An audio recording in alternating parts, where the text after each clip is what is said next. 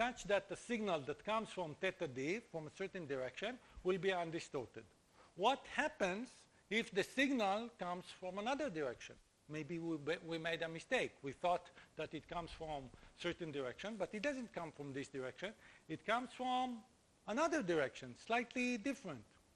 Or we want to know what will be the effect of noise that noise propagates from a certain direction. So of course, if the noise source also comes from this direction, it will be also measured, it will be undistorted, will be measured, will be at the output of the beamformer. But if noise comes from another direction, it will be suppressed, okay?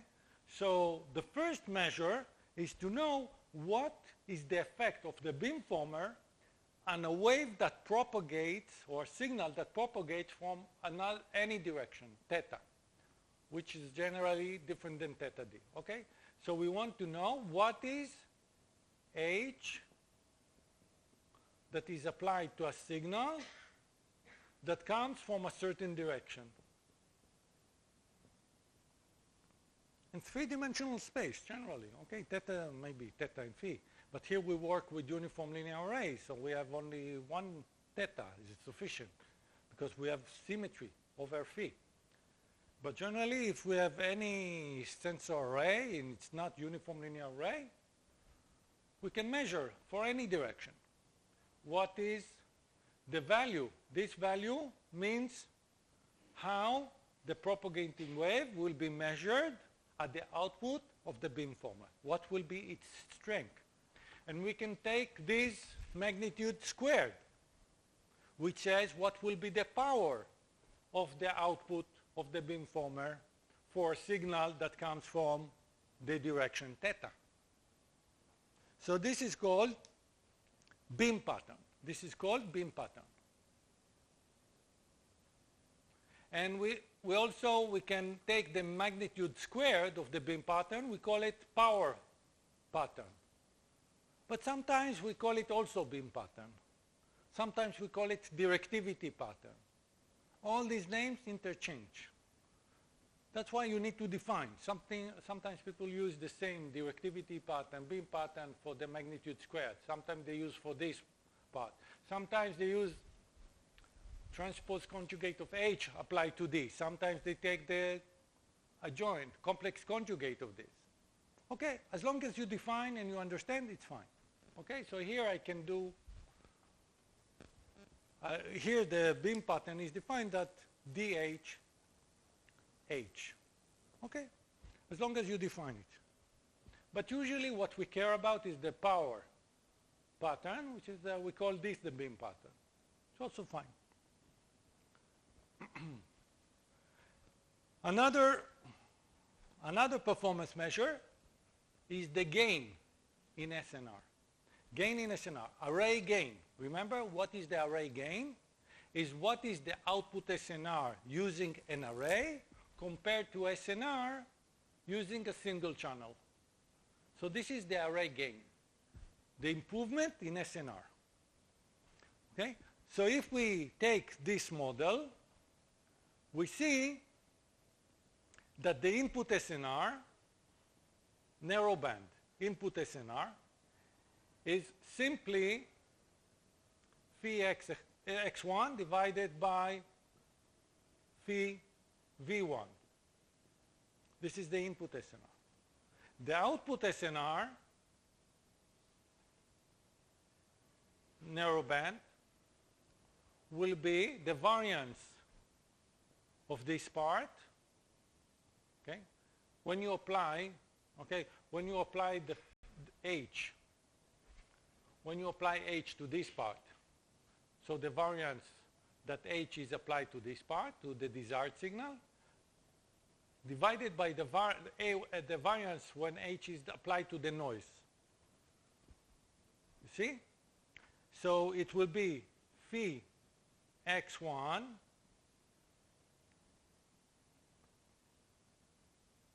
H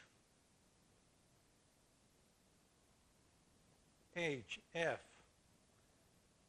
D f cosine theta d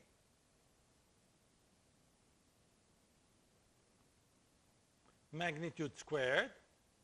This is the variance of the desired signal at the output of the beamformer. You see I put here theta d divided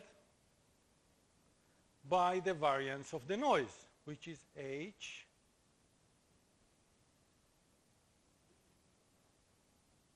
VV h. Okay, this is the output SNR. So actually, we find that the gain in SNR, which is the ratio, so the gain in SNR, we can write it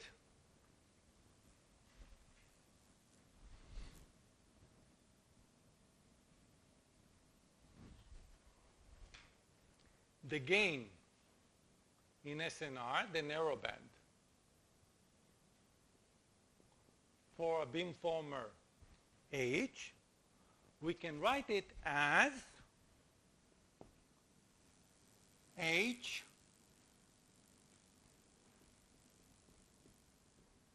df cosine theta d magnitude squared divided by h f gamma vf ha f, where gamma is the normalized correlation matrix divided by phi v1 f. This is the gain in SNR. Okay, so now suppose that we want to maximize the gain in SNR. What does it mean? It means that suppose that we have a free field, no reflections, or we ignore the reflections because we don't know the environment. So a signal that comes from theta d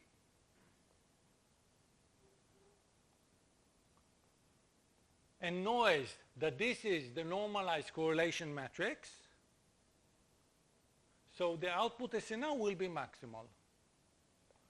So of course, in order to design a beamformer that maximizes the gain in SNR, we need to know the normalized correlation matrix of the noise.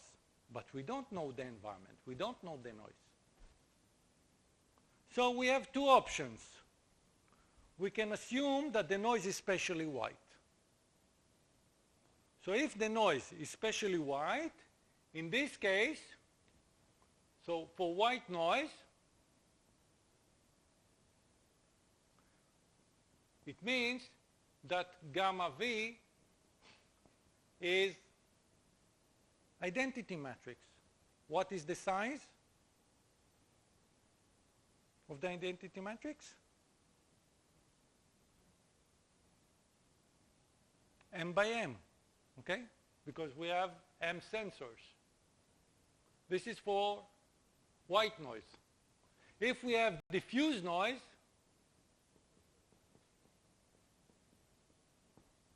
so gamma V will be something which we know, we will show.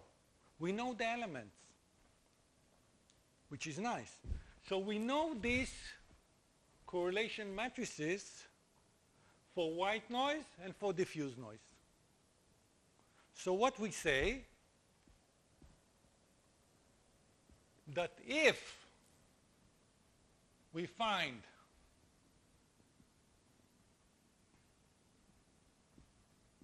we can find a beamformer that maximizes the SNR, assuming that the noise is spatially white. Okay? Or we can find a beamformer that maximizes the signal-to-noise ratio, assuming that the noise is diffuse. Or we can take combination. Okay? So these are the performance measures. So the gain, if the noise is spatially white, if the noise is especially white noise, so for this case, especially white noise, we call to this value the gain. When the noise is white, we call it white noise gain. So this is the name. The gain in SNR, when the noise is especially white, the name for that is white noise gain. So a filter, a beamformer that maximizes the white noise gain is called white noise gain beamformer. Okay? It maximizes. So this beamformer, it maximizes the white noise gain. It obtains the maximum SNR when the noise is especially white.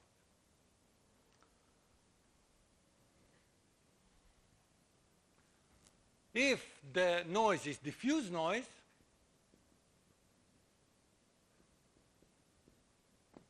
then the gain in SNR, under the assumption that the noise is diffuse, it's called directivity factor. So we call it directivity factor. So a beamformer that maximizes the output SNR in case, assuming that the noise is diffuse, it's called beamformer DF or max DF. We can call it, by the way, max. We can call it like this. Maybe we can call it max white noise gain or max DF. So it doesn't really matter. You can call it something, but at least you understand what you call it. Okay? So we will show, which is something that is very interesting. So you can say, why do we assume that we have spatially white noise, thermal noise? Maybe we will assume, maybe we can find a beamformer that maximizes the gain both for spatially white noise and diffuse noise and other types of noise. So it will be optimal. So we will see that we have a trade-off.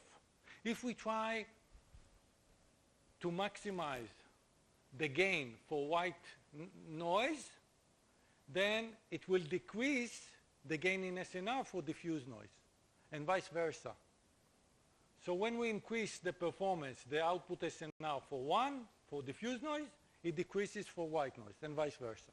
So we will see the relations between them, which is interesting.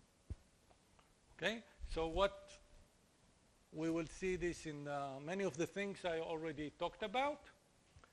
So the gain in SNR, we saw the formula. So the expression is like this. This is the expression.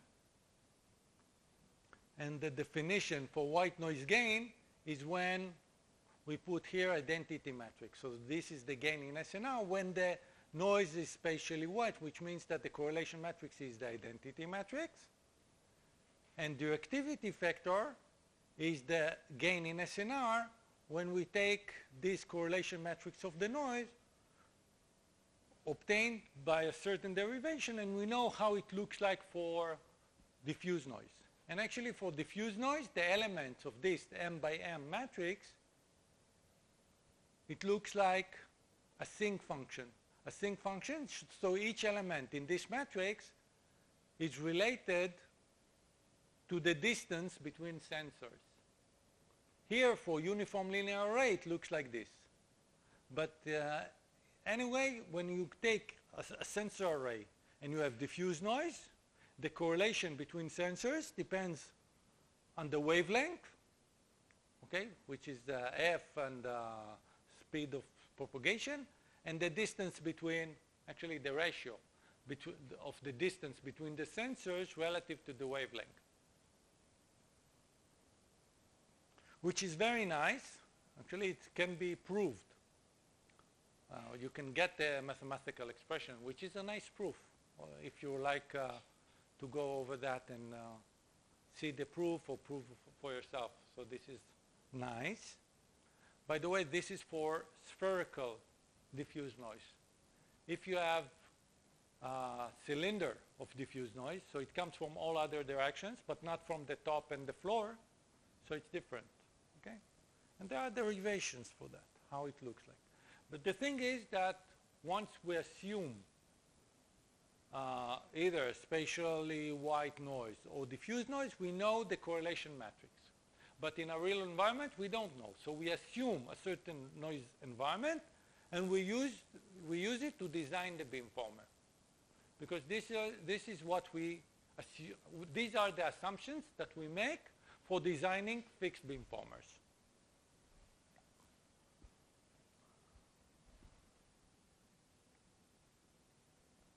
All these derivations, you can go with just to play with that, okay? Any question? So we defined the performance measures. So we can talk about spatial aliasing. We know about temporal aliasing when we talk about sampling a continuous signal. So you know when you sample a continuous signal and you take the samples, the time delay between samples should be small enough, or the frequency, the sampling frequency should be high enough. It should be at least, generally, at least twice as the maximum frequency in the signal. So if it's at least twice of the highest frequency in the signal, then it means that we can either reconstruct the signal, the continuous signal, or any two discrete signals that are sampled. If they are different, it means that the continuous signals are also different. So this is an alternative way to say that we can reconstruct the continuous signal. Okay? So if the sampling interval is small enough, or the sampling frequency is large enough, at least twice of the largest frequency, it means that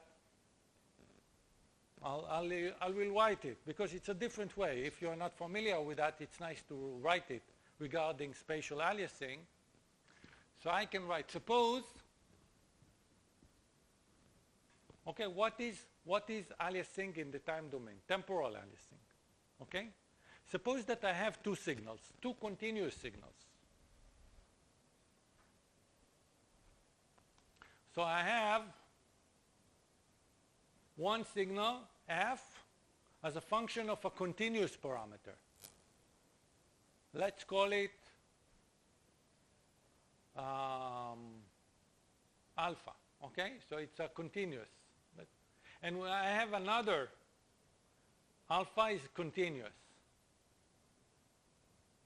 And I have another signal, G alpha.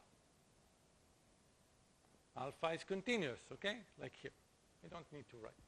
Now suppose that I sample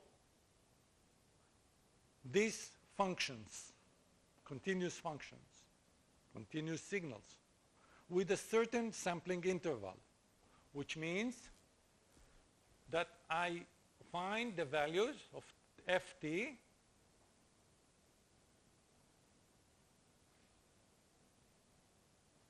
with a certain sampling interval, t,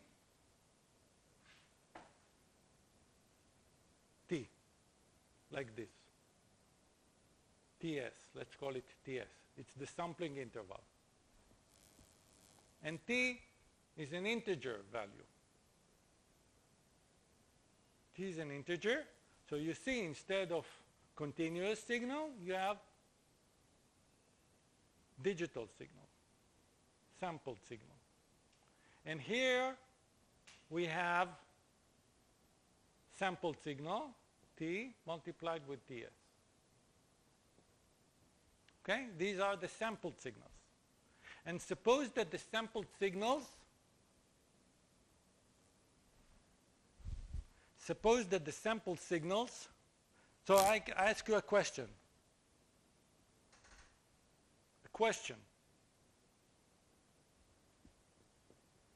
What is the requirement on TS?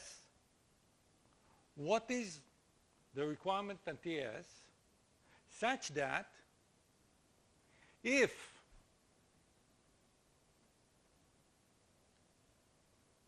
I will write it like this. If F alpha is different than G alpha, it implies that F T TS is different than G T TS.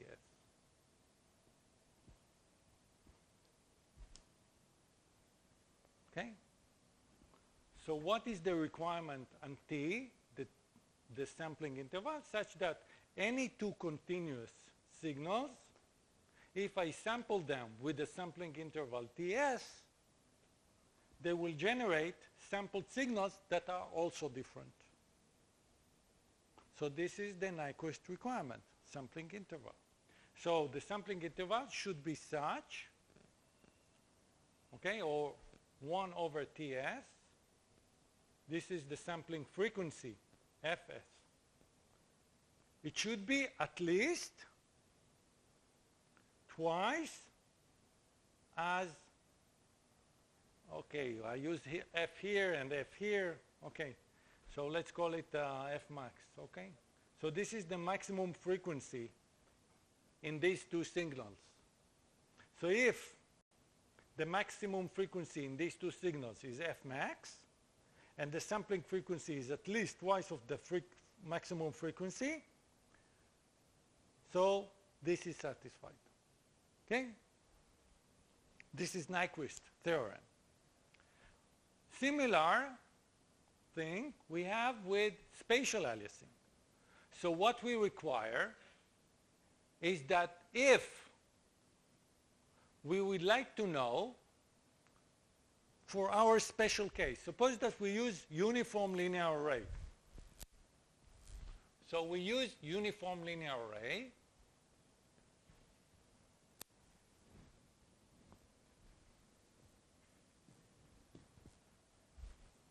And the inter-element spacing is delta. This is uniform linear array.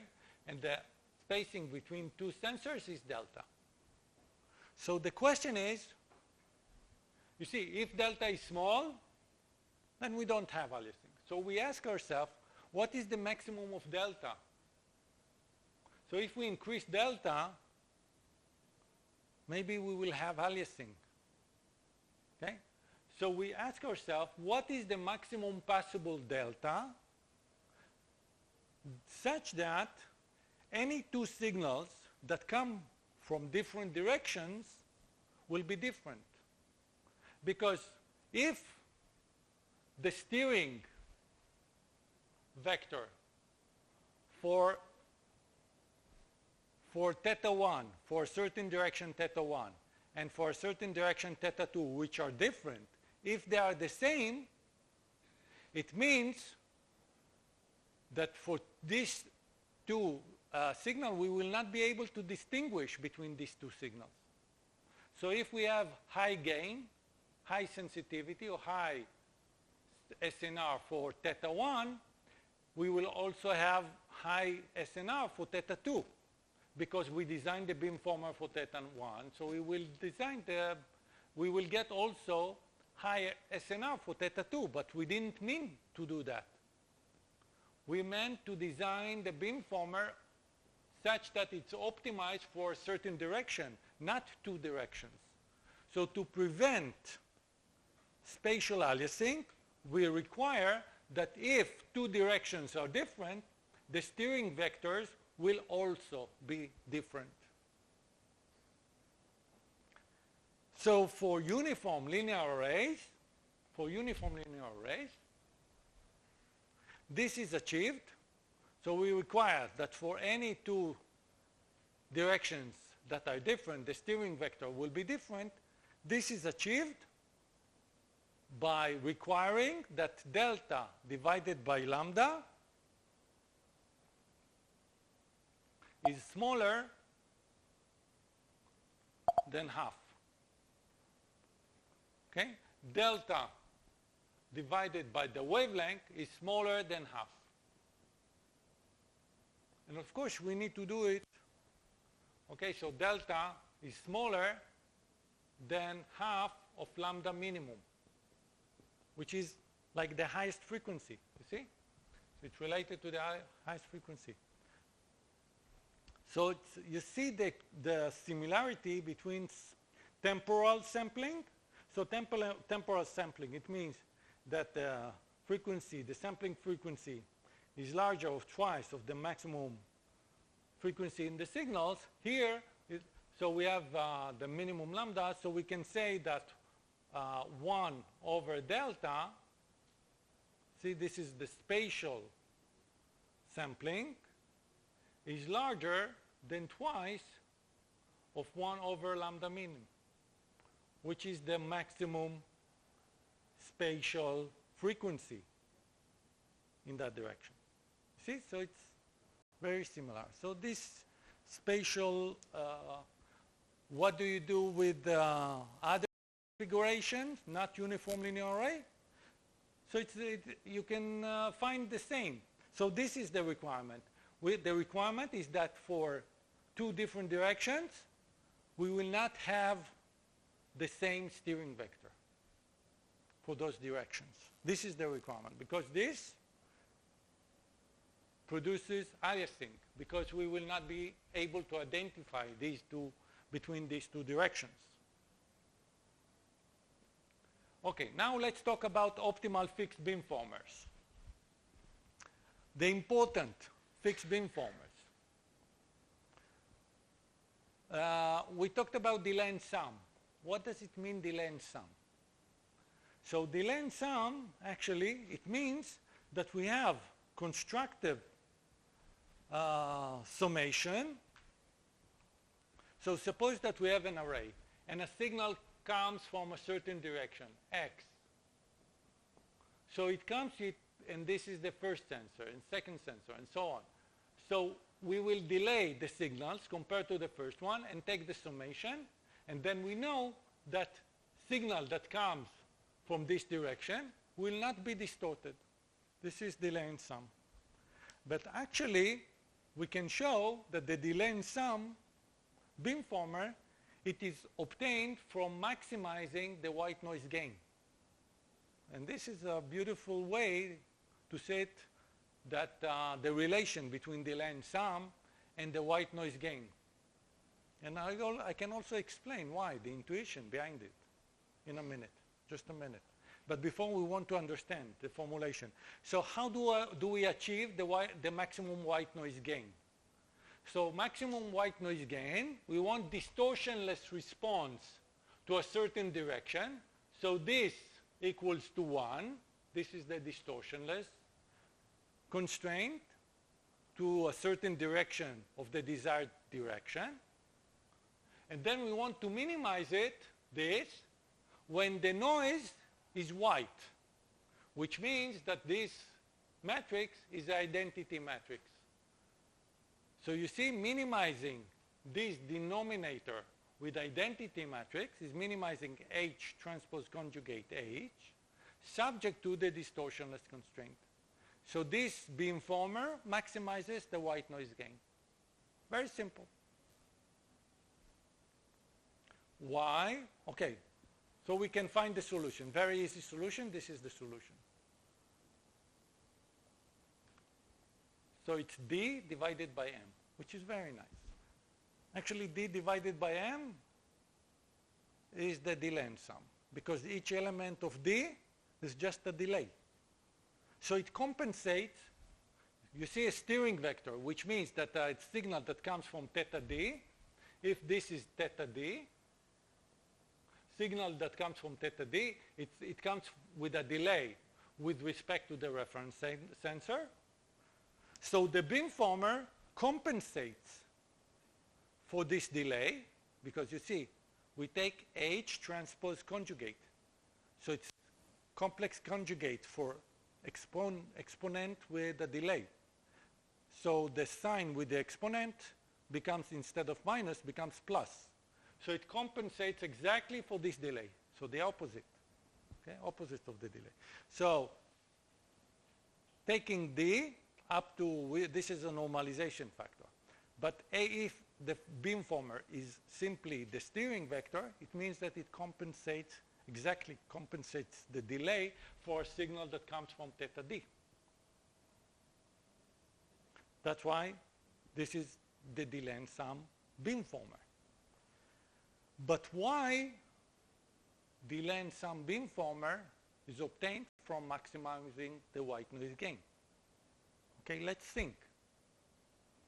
Okay, think that we assume that we have a propagating wave from a certain direction, and the noise in all these sensors is simply thermal noise, uncorrelated noise.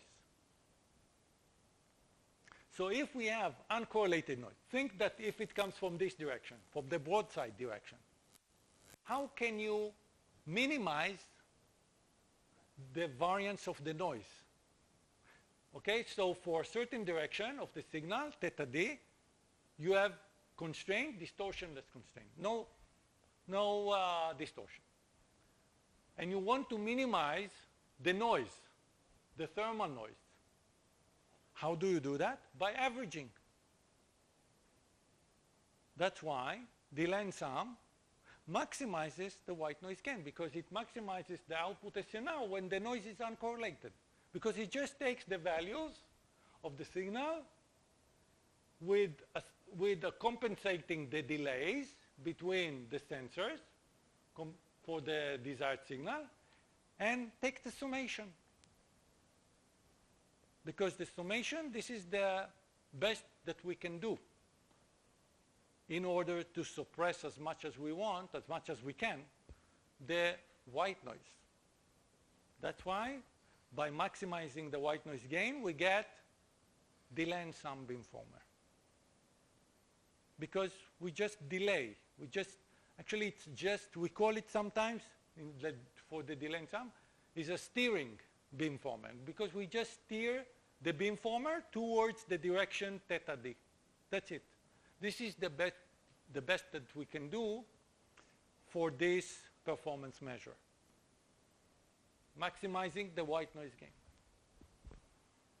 Okay, so we can play, we can derive some mathematics behind it. But I don't want to go into all the other things. I want to continue and talk about, so this is just show some relations. Okay, let's see an example. Consider a uniform linear array with M sensors, and suppose that a desired signal comes from the direction theta D. And then we want to see what happens to the white noise gain, okay? Let's see here in this figure. We see what is the white noise gain for the signal that comes from theta D as a function of the frequency. So what we see that if we use the beamformer, the delay and sum beamformer, actually for, and we use here 2 sensors, 4 sensors, 6 sensors, and 8 sensors. The more sensors that we use, the white noise gain increases. Because the white noise gain is just the improvement, the gain in signal to noise ratio. So if we use more sensors, we increase the white noise gain, which is the output, the gain in SNR. Also, we see that the gain in SNR is simply M, because this is the maximum possible white noise gain, which is M, and it's independent of the frequency. Here it's in dB, so 3 dB is log is 2 in dB, okay, and so on. And you know that if we measure with M sensors, if we use M sensors, and we have thermal noise same level of thermal noise in M sensors, and we take the average, what happens to the average of variances? So the variances is reduced by the factor M, which means that the white noise gain that is achieved by using the beamformer that maximizes the white noise gain, which is actually the maximum possible white noise gain, is M, the number of sensors. Because when you take uncorrelated noise and you take the average, the delay and sum, it will reduce the variance by a factor of M. We know that from statistics. It's very simple. So we see that in this example. What happens to the directivity factor? So the directivity factor, using the delay and sum, we see it for 2 sensors, 4, 6, and 8 sensors as a function of frequency for 3 different cases. This is one case, this is second case, this is the third case. In this case, A, theta D is 90 degrees, which means that the source, the desired source, comes from 90 degrees from the broadside, and the distance between the sensors is 3 centimeters. In the second plot here, theta D, the direction of the source, it comes from the end fire, from 0 degrees. And the distance between the sensors is 1 centimeter. So it looks like this. So you see, for higher frequency, the directivity factor increases in these 2 cases. In the third case, theta D is 0, which means that the desired source comes from the end fire, comes from this direction or this direction, same. But the distance between the sensors is 3 centimeters. And then we see something strange. So initially the directivity increases as we increase the frequency, but then it decreases. So this is something strange. Okay. So directivity, why in these 2 cases do we have an increase of the directivity when the frequency increases? Because what is the directivity? The directivity is the gain in SNR when noise comes from all directions. So it means if you take the integral over all directions, you want, so for high frequencies, you have a more narrow beam width. So the beam that is steered to the direction theta D is more narrow when the frequency increases. So the integral over all directions becomes lower. That's why when the frequency, generally when the frequency increases, makes sense, we get higher directivity because the mean beam becomes more narrow, and then the integral over all directions becomes smaller. So if the denominator becomes smaller, this ratio, here it's 1, right? So this ratio becomes larger. So the directivity increases when we increase frequency. But here, it increases, but then it decreases, which looks strange. But we know why it happens. So when you see a decrease of the directivity when the frequency increases, you see a decrease. What does it mean? Aliasing. Because the main beam decreases, but then you start to get another side lobe from another direction that increases because of aliasing. And that's why the directivity decreases because the integral decreases. Because you have a side lobe for a certain other direction that start to increase. Let's see that. So if we check the beam patterns, okay, so these are beam patterns, polar plots. What do we see? So we see here different beam patterns for different frequency. This is for 1 kilohertz, 2 kilohertz, 4 kilohertz, and 8 kilohertz. For the first case that we showed before, 90 degrees, broadside signal, and delta equals to 3 centimeters. So here we see that the desired direction is 90 degrees. So you see that the main beam is directed towards 90 degrees. And as we increase the frequency, the main beam becomes more narrow. It becomes more narrow. The side lobes are low, which means that we don't have aliasing in this case. If we take the second scenario, that the signal comes from 0 degrees, from the end fire, and delta is small, 1 centimeter. So you see that the main beam is directed to theta d, to 0 degrees, to this direction, to the end fire. But here, because delta is small for this case, so still we don't have aliasing. This is 1 kilohertz, 2 kilohertz, 4, and 8 kilohertz, even for high frequency. Usually we have aliasing for high frequencies. If we continue, for the third case, when we have a source from the end fire, and then delta is 3 centimeters. So you see 1 kilohertz, all the main beams are directed to the desired direction, of course. It's a delay in sum. So it's directed to the desired direction, theta d, 0. But here, for high frequencies, 8 kilohertz, we see aliasing. You see side lobes that grow for certain directions, which means that for those frequency, for that frequency, we cannot identify for that frequency a signal 0 degree and that direction.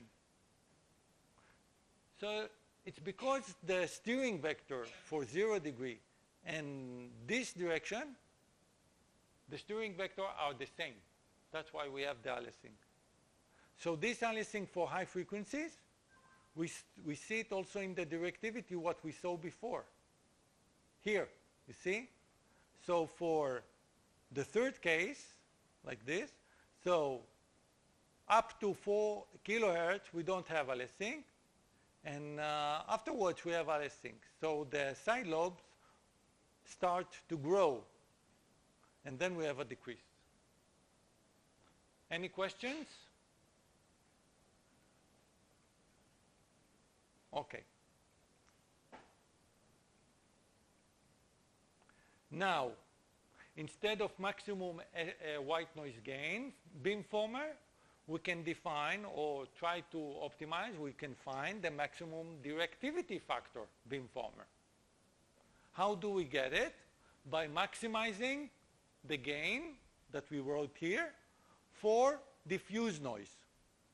So we need to minimize the denominator in the array gain when the correlation matrix of the noise is this matrix that corresponds to diffuse noise.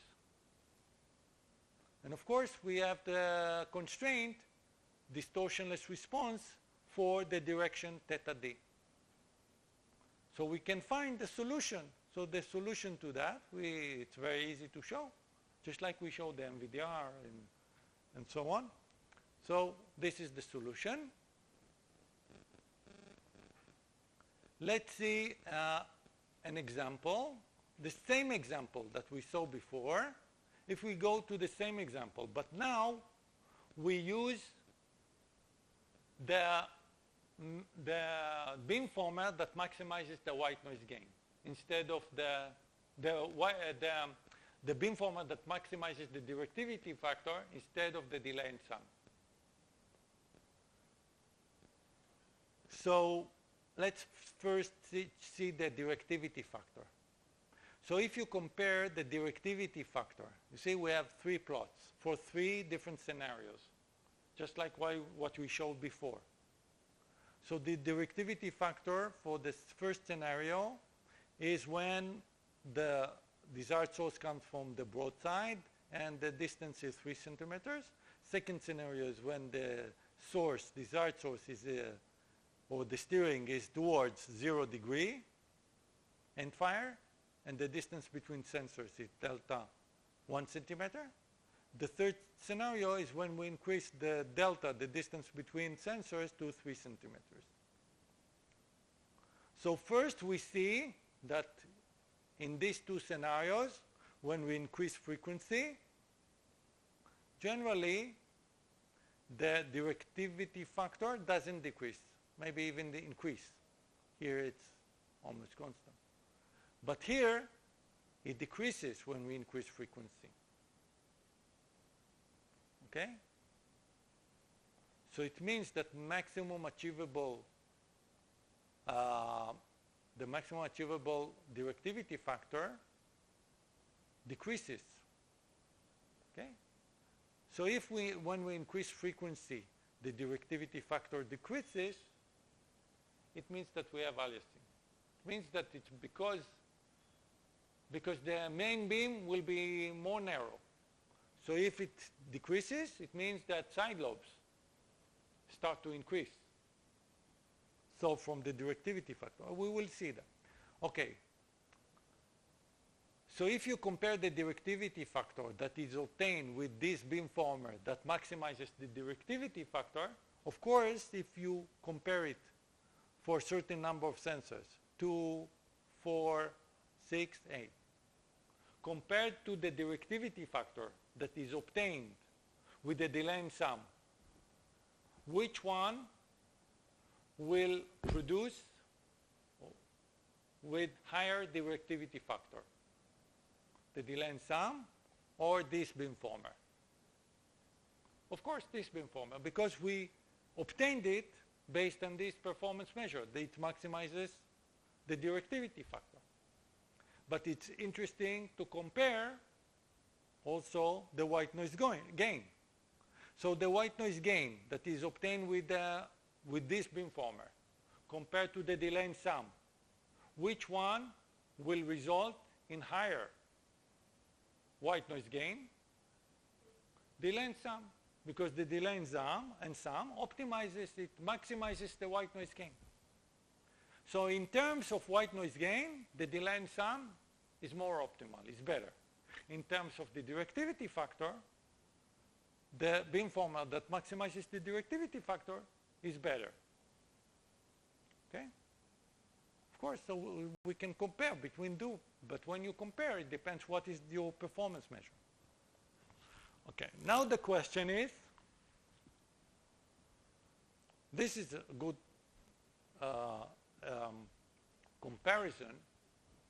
You see, suppose that we try to maximize the white noise gain, which means that we compute the delay and sum beamformer. What happens to the directivity factor? So we can see, I will go back, okay, to the other example, because just a minute, I want to go back to the other example, example number 1. Here.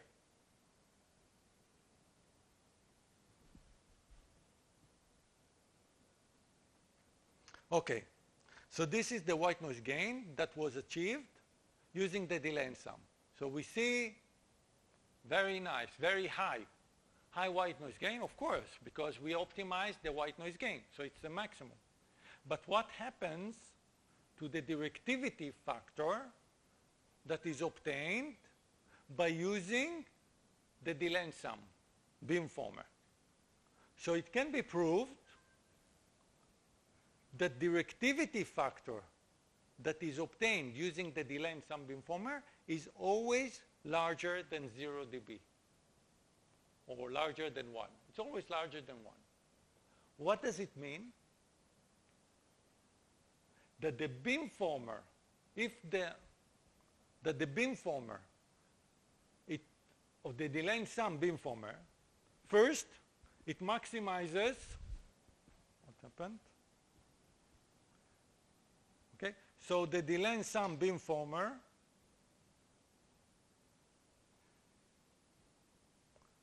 it maximizes the white noise gain because that was our performance measure, but also it doesn't amplify the diffuse noise.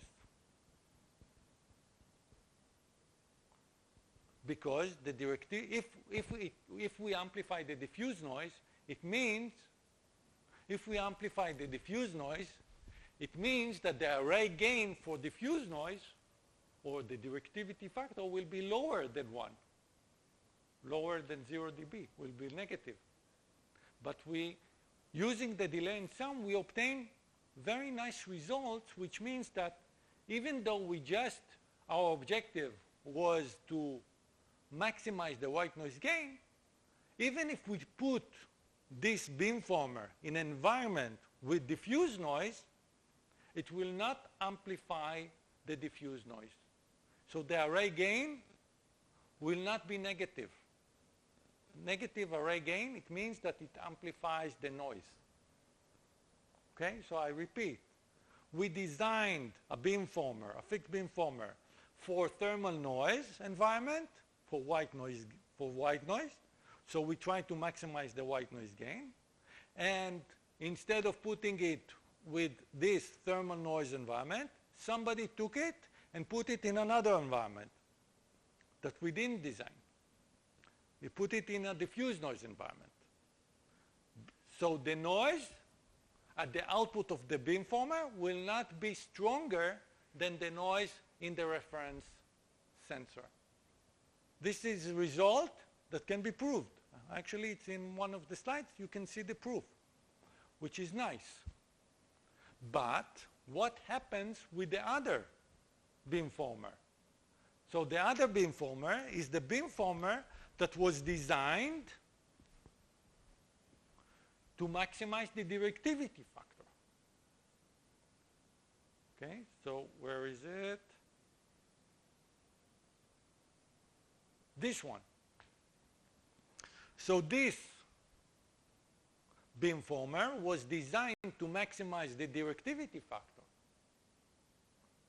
So somebody took the array, he designed a beamformer, assuming that he knows the direction of the desired source, and he tried the beamformer that maximizes the directivity factor, which is nice. It means that the directivity, the gain in SNR, when you have diffuse noise environment, the directivity factor, the array gain, will be high, as high as possible, the maximum possible. Which means that if we design this beamformer and actually we put the array in an environment with diffuse noise, it's optimal. The best one in terms of gain, array gain. Now, if somebody takes this beamformer with the array and put it in a different environment, instead of diffuse noise, you have thermal noise. What will happen? So what will happen? We need to check what happens with the array gain, white noise gain. So what is the white noise gain when we use a beamformer that maximizes the directivity factor? This is interesting because we don't know the environment. So we designed a beamformer for diffuse noise, and then somebody takes it and put it in an environment only with thermal noise. By the way, there is always thermal noise because the sensors are never perfect. They always contain some thermal noise. Okay, so white noise gain means that we take the array and we don't have diffuse noise. We only have diffuse noise. What happens to the array gain? You see the number here? The numbers.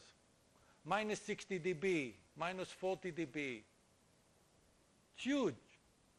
Okay, it means that it's very small. It means that if you use this beamformer that maximizes the directivity factor, and you take the beamformer with the array, put it in an environment with thermal noise, it will amplify the noise, the thermal noise. If it's minus 60 dB, it means that it will amplify the noise by 60 dB, which is huge.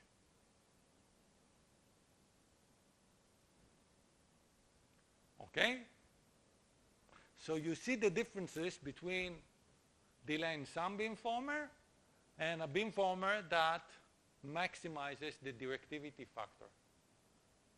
So if you design a beamformer that if what is important is the thermal noise gain of the beamformer, the array gain under thermal noise, and you design the maximum white noise gain beamformer, at least if you put it in an environment, a different environment with diffuse noise, you don't amplify the noise, which is okay.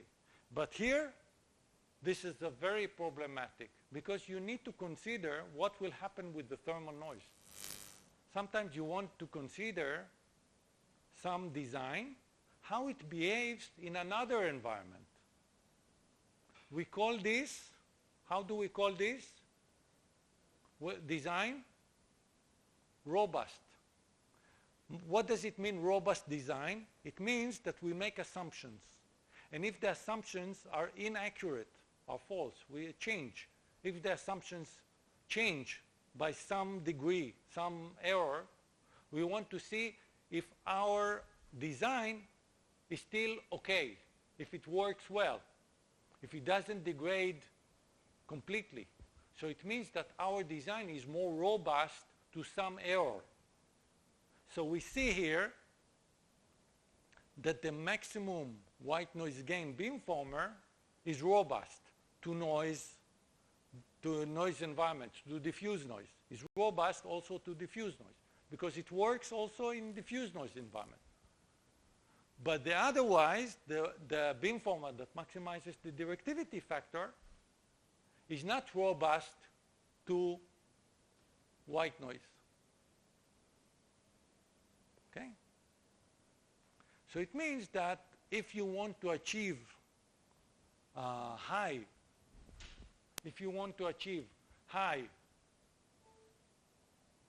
like this, just a minute.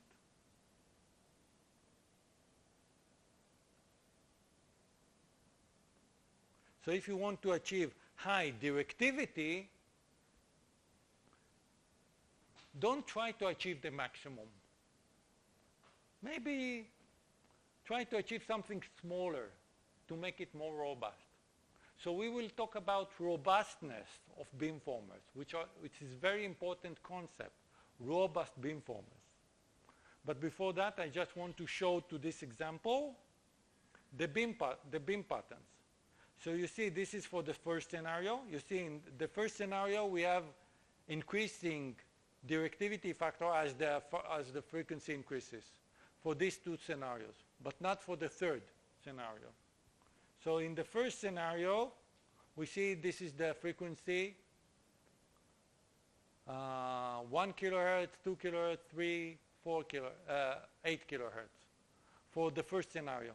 First, if you compare it to what we had with the maximum white noise gain beamformer, you see that with the maximum directivity factor, we obtain much more narrow main beam, more narrow. So it means that these beamformers are more directive. That's why the directivity factor are higher. If we take the second scenario, it looks like that. So you see it's directed towards the end fire direction. And the beam width, main beam, is more narrow than that of the maximum white noise gain beamformer.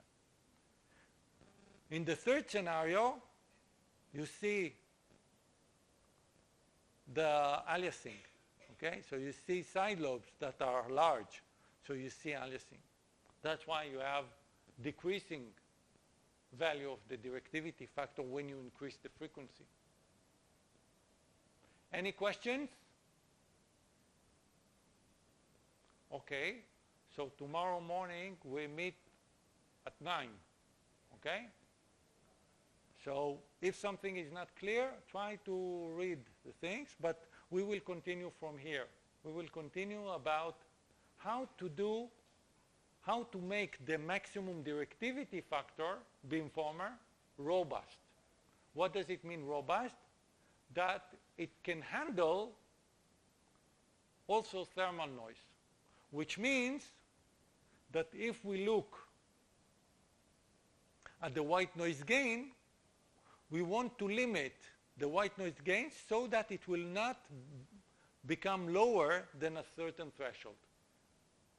So what we will do tomorrow, we will talk about robust maximum directivity factor, which means that we minimize this for correlation matrix that corresponds to diffuse noise, but we also require that the white noise gain will be larger than a certain threshold. This will make it robust. And of course, when we add a constraint, always in optimization, when we add additional constraint, we sacrifice something. So we sacrifice the directivity factor. So the directivity factor will be slightly lower than what can be achieved with the non-robust. But we want to satisfy that it will be robust to thermal noise, which is